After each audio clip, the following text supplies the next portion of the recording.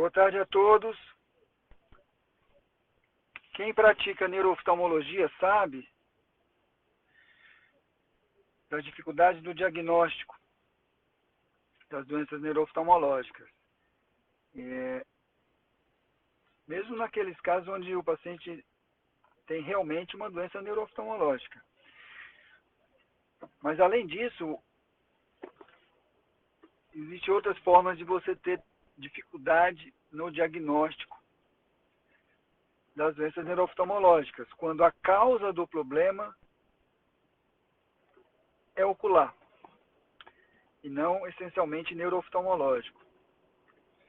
Isso vai causar mais confusão diagnóstica. Vai levar a perda de tempo, exames desnecessários e, acima de tudo, mais importante, o paciente vai continuar ainda aflito por não ter um diagnóstico. O que eu estou querendo dizer? Eu vou dar o exemplo de um caso onde uma paciente chegou para nós com dor ocular, uma dor ocular forte, e que ela vinha usando até medicação psicotrópica para isso, né? Amitriptilina, topiramato, enfim, outras coisas também. Ela tinha tido meses antes uma paralisia de terceiro, uma oftalmoplegia dolorosa. Ela fez o corticoide, melhorou bastante após o corticoide. Depois ela ficou algumas semanas, meses, enfim, com a sequela oculomotora, pitose, déficit de adução e amidríase. Esses déficits motores foram melhorando, mas ela ainda persistia com a dor. E em 2 ocasiões ela chegou até ir no pronto-socorro, fizeram, enfim, dexametasona, né, o Decadron, fizeram tramal, enfim, e ela não melhorava da dor. Uma dor ocular, impressão, redor do olho. Como ela tinha um histórico de enxaqueca associada a TPM, ela ficou muito apegado a essa hipótese de achar que era apenas ou principalmente a enxaqueca como causa dessa dor ocular. E, enfim, e nesse contexto ela chegou até a mim.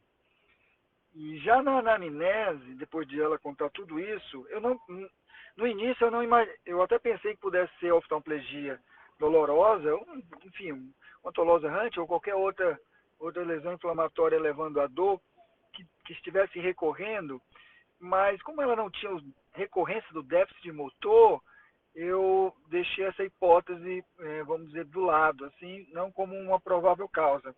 Mas na anamnese eu já percebi qual era a causa da dor ocular. Ela me contou que ela tinha dificuldade para perto, e era uma jovem de 20 anos. O trabalho dela era telemarketing, ela ficava de 6 a 7 horas diariamente, enfim, na frente do computador, né, passando as informações para o cliente, enfim. E ela referia mesmo que a dor era muito associada ao horário do trabalho, no final do dia, e que ela não tinha essas dores durante o fim de semana, quando não trabalhava. Ela era muito clara em relação a isso. No exame, ela tinha uma visão normal, acuidade visual normal. Para longe ela precisava de um 0,25.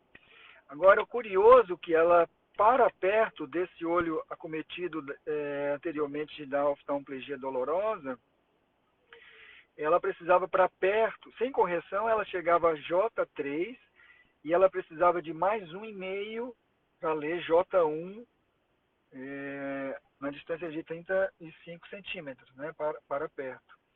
E com o olho esquerdo, o olho que não tinha nenhuma alteração, ela era J1 sem adição, evidentemente, porque ela tinha 20 anos. Bom,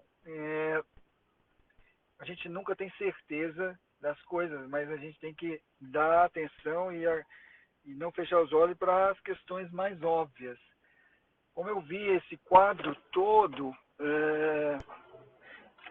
eu falei, vamos fazer aí um teste com refração, um óculos. Eu passei para ela um óculos mais um, uma adição de mais um, porque ela usava o computador a uma distância maior que 35 centímetros, era de um braço, eram quase 60, quase 55 centímetros, 60 centímetros. Então eu passei uma adição para ela de mais um e ela ficou bem, e com isso ela melhorou a dor. Melhorou a dor e diminuiu muito a frequência. Ela tinha só mesmo a dor quando ela tinha, enfim, a menstruação, a enxaqueca que ela já tinha anteriormente, e ela sabia diferenciar essas duas dores, e melhorou da dor ocular apenas com a refração. Uma dor ocular que, depois desse evento oftalmoplégico, ficou como uma sequela da doença neurooftalmológica, e que, na verdade, tinha uma causa ocular. Isso é uma fonte enorme de confusão diagnóstica, enfim, na clínica, no consultório, no ambulatório de neurooftalmologia. É isso, um bom fim de semana para todos.